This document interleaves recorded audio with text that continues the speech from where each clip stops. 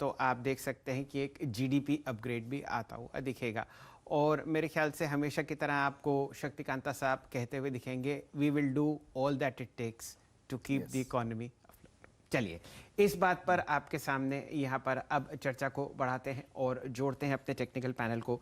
असित जी गुड़गांव से, आशीष चतुर्मुता साहब बम्बई से, गाबा साहब बम्बई से, सत्तू साहब पुणे से और रचना जी भोपाल से आपको जुड़ती हुई दिख चुकी हैं। सबसे पहले असित जी को जोड़ते हैं। असित जी, क्या कहते हैं कॉल और पुट के निफ्टी के आंकड़े? क्या अब आप आश्वस्त हैं कि निफ्टी के चाहे अच्छे दिन ना आए हों, कम से कम बुरे दिन खत्म हो गए? Good morning, Shel sir. Good morning to everyone on the panel. First thing first, Shel sir, ये जो हमें 100 पॉइंट का गैप अप दिख रहा है, इसको चेस नहीं करना चाहिए। अगर कोई पोजीशंस कैरी करे तो इसको प्रॉफिट बुक करना चाहिए। एंड हमारे पास जो इवेंट है 10 बजे का, आई थिंक साइडलाइन में रहना चाहिए till the time the event is not over. Nifty as long as we are not getting above 17,450, ये लेवल को मैं काफी क्लोजली ऑब्जर्व करूंगा। अगर इसके ऊपर जाता है, I think we will show strength. Right now ये ओवरसोल्ड जोन से ये स्विंग आ रहा है, which is quite good, but whether it is going to be sustainable और not, that is a question mark that we need to kind of know have. अगर हम Nifty का लेवल देखेंगे, 100 EMA is around 17,150, 89 EMA is around 17,380 kind of level. इस range में ये swing देगा। अगर हम ये 380 400 के लेवल के ऊपर क्रॉस करके सस्टेन नहीं करते फॉर अ डे और two, I think the further weakness will kind of no creep in at that level. मतलब ऐसा नहीं है कि हम we are completely out of the danger zone और जिस हिसाब से वीकनेस परसिस्ट कर रहे हैं। एक चीज देखने वाला है सेल सर कि सारे के सारे प्राइवेट बैंक्स उनका RSI is less than 45। So demarcation ये रहे कि below 50 it is weakness, above 50 is strength. तो अभी भी वो 5-7 पॉइंट का RSI लेवल का मूवमेंट हमें चाहिए होगा to show strength, which is not there right now.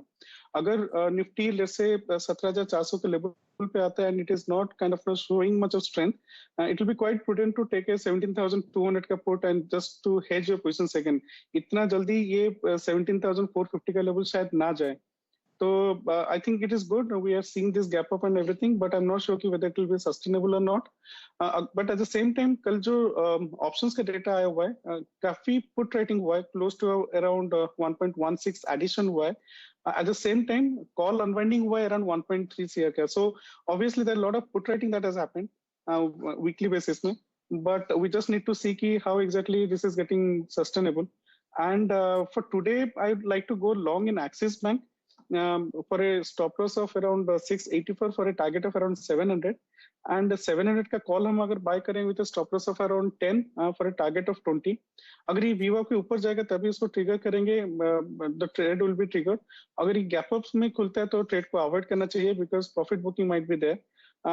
And also मुझे लगता है कि post the event may be banks में कल जिस टाइप का मोमेंटम था that will show more strength. So I will be keenly watching post the event how the private banks are kind of now shaping up, and that will give us a lot of cues for coming days. Axis Bank में मेरा personal positions नहीं है, but if I see the setup, I will enter in the morning. So yeah, Axis Bank for today. बढ़िया। तो भैया clarity है, gap up जो दिख रहा है स्क्रीन पे 2/3% के उछाल के साथ होपफुली हम लोग कामकाज की शुरुआत करेंगे। उस गैप अप को चेज ना करें। बेहतर है कि अगर पोजीशंस हैं तेजी की तो आज थोड़ा सा उसमें मुनाफा वसूली कर लें, साइडलाइंस पे बैठे जब तक इवेंट प्ले आउट नहीं होता। इवेंट मतलब वो 10 बजे की क्रेडिट पॉलिसी के बाद की क्लैरिटी नहीं आती है, और ज्यादातर बैंक्स में अभी भी वो स्ट्रेंथ नदारत है।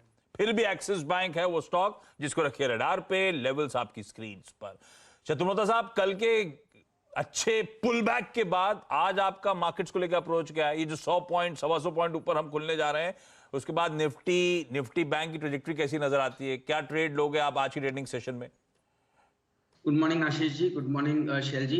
तो देखिए मेरे हिसाब से जिस तरह का पुल बैक बाजार ने कल के सत्र में दिखाया है, तो ये बहुत ही एक लंबे समय के बाद, यानी मैं समझता हूँ करीब 30 से 35 ट्रेडिंग सेशन के बाद एक सीरियस पुल बैक बाजार में कल के सत्र में देखने को मिला।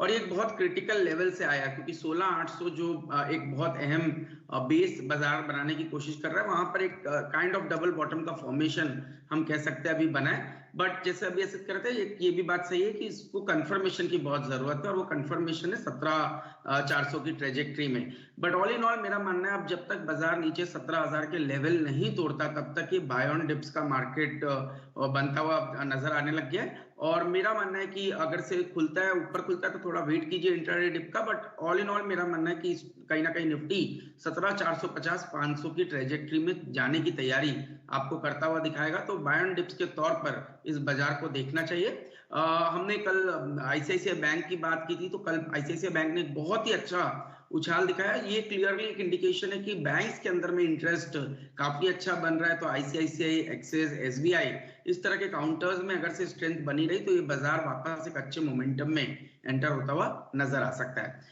आज की अगर से पिक की मैं बात करूं आशीष जी, तो वो होगा वोल्टास।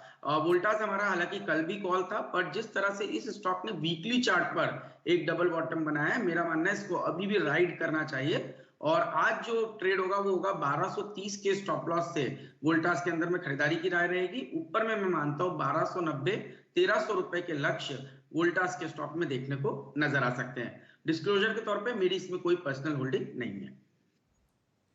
ओके, तो वोल्टास में एक और बढ़िया पिक आती हुई, एक्सिस बैंक की चर्चा हुई।